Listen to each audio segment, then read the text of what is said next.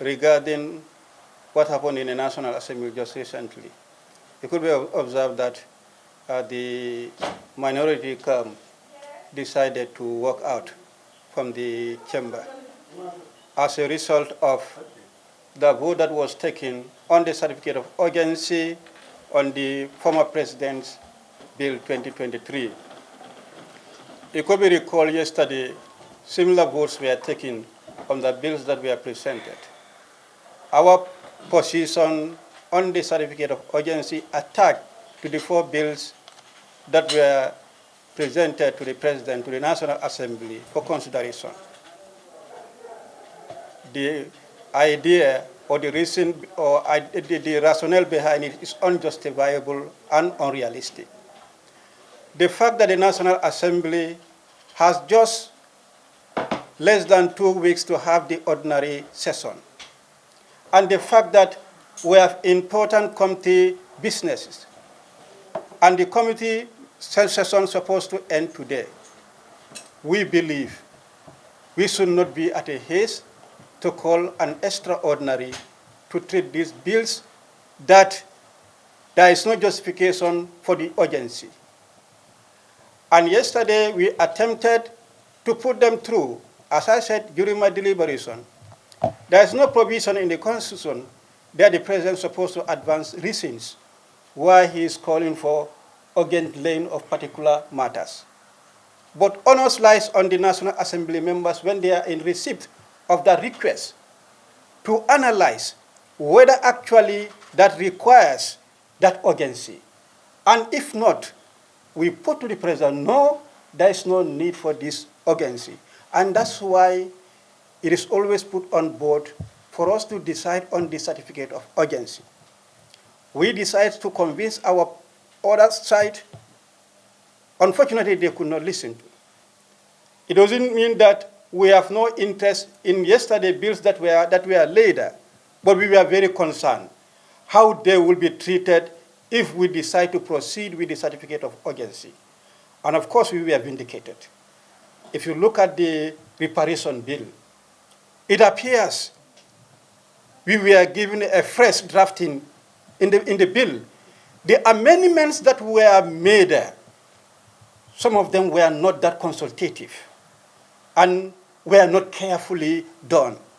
We believe if there had been thorough consultation as we earmark, if the bill should go through the normal process, it will be referred to relevant committee. The relevant committee will do thorough consultation. The input of the outsiders will be captured. And now it will be a committee property.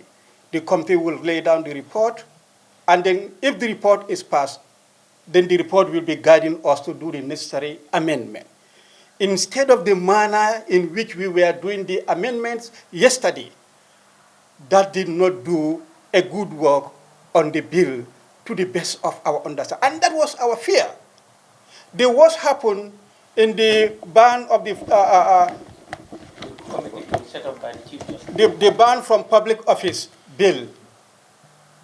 If you look at that bill, you will see complete redraft. The bill was completely subject to redraft entirely. That means it was put to rush to bring it. And if that is the case, our fear is that we will not be doing justice to the bill. And if that happened yesterday, we underwent that yesterday, and the same thing is going to be repeated. It is their number they count. Now they can do whatever they feel like doing. What happened to us yesterday will not come here and sit to repeat that. The reparation, we are very much concerned. We wanted the needful to be done on it. That's why we supported the certificate of urgency. We opposed the certificate of urgency. But since that failed, we want to capitalize to put our input diligently at the committee of the whole house. But this we did not realize. And to continue today on the former president's bill, we don't want to associate ourselves to anything that we feel will not be done for the best interest of the Gambians. And that's why we decided not to take part because they feel we don't have the number and we don't have the number. They will use their number always against us to do anything they feel like doing. Will not be a party to that. We would like the bill to come the normal way. We give it to the relevant committee to scrutinize, do necessary consultation, report back, and we put the input of the people diligently. Already there's an act as far as the former president's bill is concerned. In fact, one can question the implementation of that act. What is prompting us to repeal that bill when people don't even understand whether that act is existing? We are not making any new law as far as former president allowances and all other benefits are concerned. The act is there. Why do you want to increase the allowances that is there, 50,000 to be received by the former president, to allowance that should commensurate with the salary of the sitting president? When he's not sitting, he should receive the salary that the sitting president is. I'm not saying the former president should not be supported. Yes, humanitarian support should be given, but the support that should not be at the detriment of the Gambians. This is what we are saying.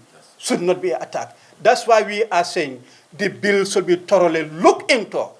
And what we are seeing here, we are not the only people who can do that because we are working with our political lenses. And we will not be a party to the group that will use the political lenses to vet a bill. Thank you.